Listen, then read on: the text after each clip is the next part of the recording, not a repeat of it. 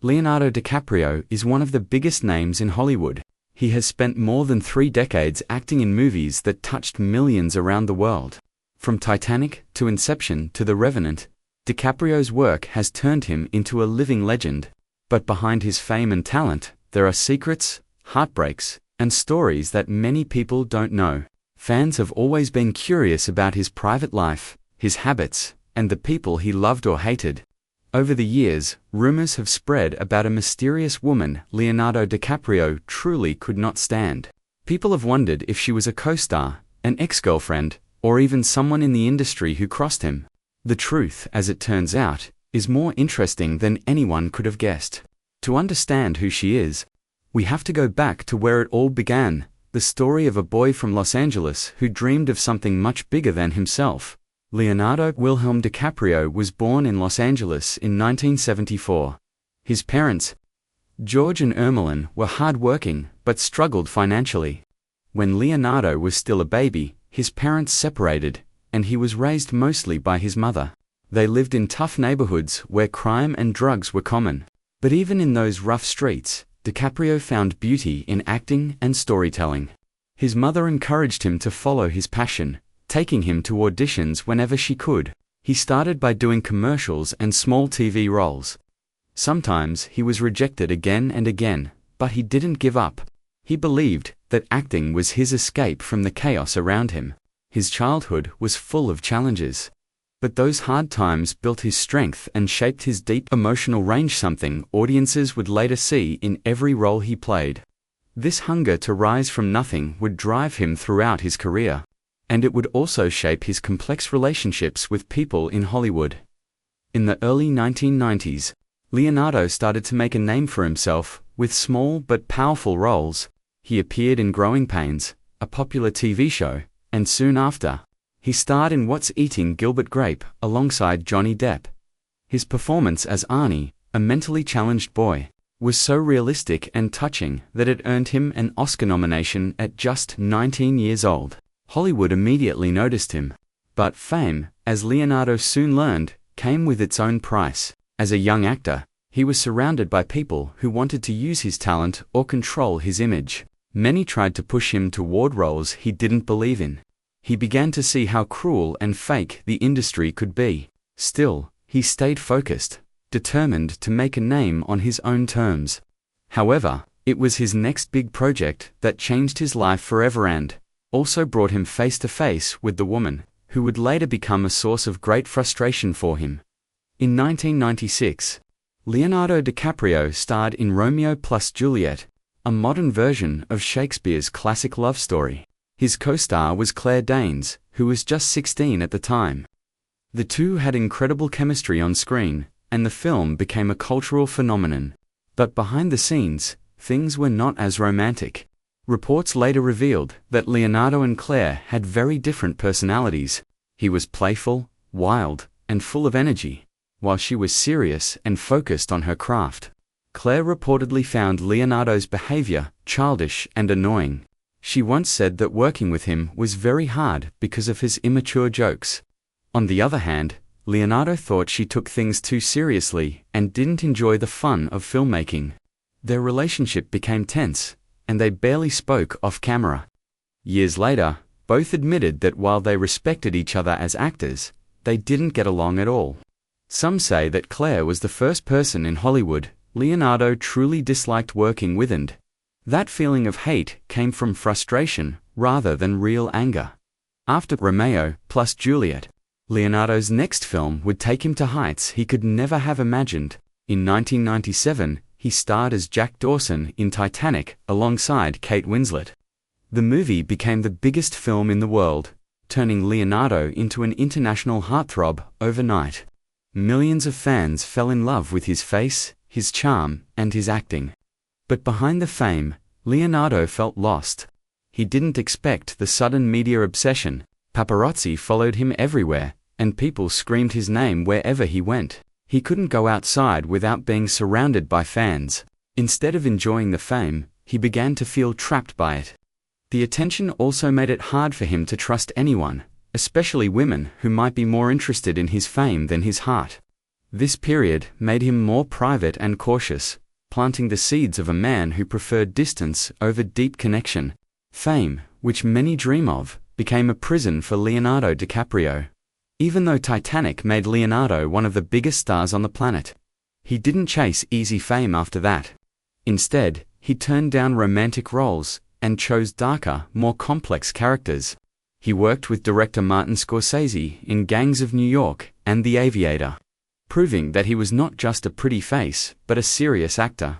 Hollywood respected him, but some people found him difficult. He demanded perfection from himself and from others. He hated fake people and shallow behavior, which made him both admired and feared in the industry. While his dedication earned him awards and praise, it also led to conflicts. Directors loved his talent, but often said he could be very intense. Over the years, this seriousness became one of his trademarks, but it also made him appear cold to those who didn't know him personally. Outside the camera, Leonardo DiCaprio's dating life became a favorite topic of the media. He was linked with some of the world's most famous models, Gisele Bündchen, Bar Raffaelli, and later, Camila Morrone. But fans noticed a strange pattern. He never dated anyone over 25. As soon as his girlfriends reached that age, the relationship ended. The internet made countless jokes about it, and tabloids called him the man who fears age. Some saw it as a sign of immaturity, others as a man protecting his freedom. But few realized that Leonardo's experiences in Hollywood made him wary of emotional attachment. After seeing how fame ruined trust and relationships around him, he preferred to stay distant. Still, this reputation made him an easy target for criticism, especially from those who believed he didn't respect women equally. It also brought back whispers about that one woman he supposedly couldn't stand up. Reminder that Leonardo's love life was never without drama. In later years, Leonardo became known not only for his acting, but also for his strong environmental activism. He started the Leonardo DiCaprio Foundation, donated millions to climate change research, and spoke at the United Nations. He even produced documentaries about the planet's destruction. But this good image came with backlash. Critics pointed out that he owned private jets and yachts, which polluted the environment he claimed to protect. Many called him a hypocrite. Even some former colleagues said that Leonardo could be arrogant about his beliefs, acting as if he knew better than everyone else. These criticisms hurt him deeply. He wanted to use his fame to help the world, but his luxurious lifestyle made it hard for people to take him seriously. Once again, the same fame that gave him power also became his weakness.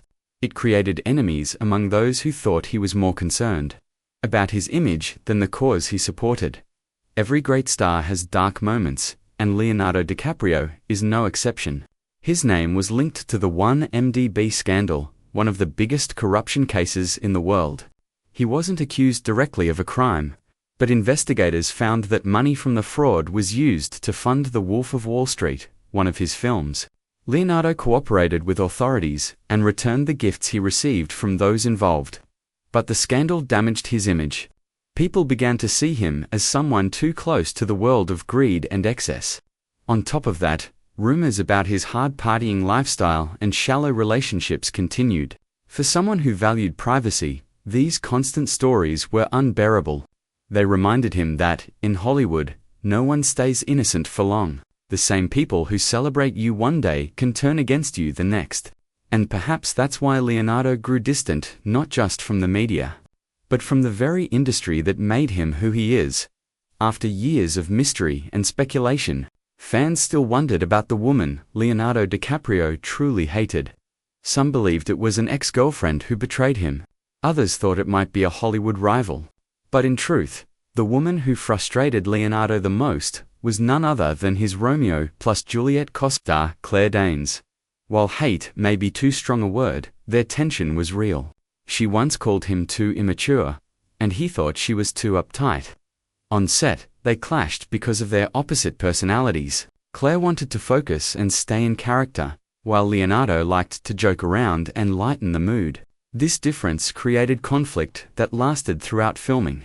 Even years later, Claire refused to work with him again, saying they were not a good match. For Leonardo, this experience was painful. It was one of his earliest lessons about how fame and personality could collide. It wasn't about romance or rivalry, but about two brilliant young actors who simply couldn't see eye to eye. Fame can give you everything you ever dreamed of: money, attention, and power. But for Leonardo DiCaprio, it also came with a deep kind of loneliness that no one could see.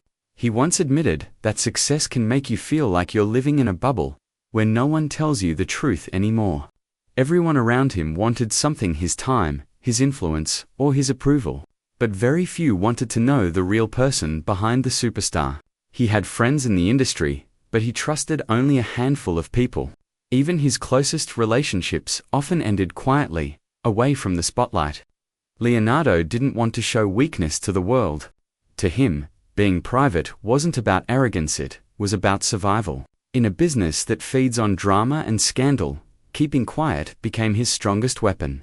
Yet that silence also created a wall that few could ever climb. Fame gave him the world, but it took away his sense of belonging. Leonardo is known as one of the most committed actors of his generation. Directors often say he throws himself into every role like it's the last one he'll ever play. When filming The Revenant, he spent months in freezing temperatures, eating raw bison liver, just to make the performance real. He didn't do it for attention, he did it because he couldn't accept good enough. But perfectionism has a price. Those who worked with him say he can be very hard on himself. He replays his scenes over and over, searching for tiny flaws no one else would notice. This constant pressure drains him emotionally. After every major film, he takes long breaks, disappearing from Hollywood for months. He once said he needs to feel human again before taking another role. It's that same intensity that made him one of the best. But it's also what makes him restless, never satisfied, always chasing something more. To the outside world, Leonardo DiCaprio looks perfect, handsome, rich, and talented. But those close to him say he's far more complicated. He's sensitive, thoughtful, and surprisingly shy when not acting.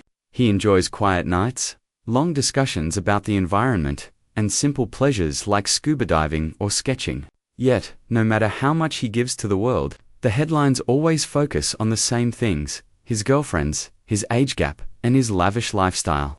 The real Leonardo often gets lost behind the image. It frustrates him that people talk about his dating life more than his charity work.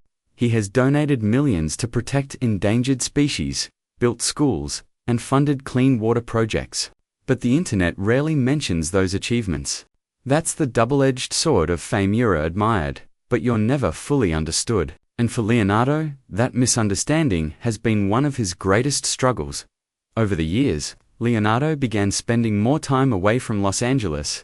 He bought homes in quiet coastal areas and surrounded himself with nature. His love for the environment isn't just a public cause, it's deeply personal. Growing up in polluted neighborhoods, he saw firsthand how human greed destroys beauty. Nature became his escape and his healing space. Friends say that when he's near the ocean or deep in a forest, he seems at peace. He often travels alone, without an entourage, trying to reconnect with a simpler version of life. He says that the silence of nature reminds him who he really is: someone small, part of a much bigger world. For a man who's been watched his whole life, that feeling of anonymity is rare and precious. It's not that Leonardo hates fame, it's that he sometimes wishes he could disappear from it, even if only for a moment. While Leonardo keeps his romantic life private, his friendships are legendary.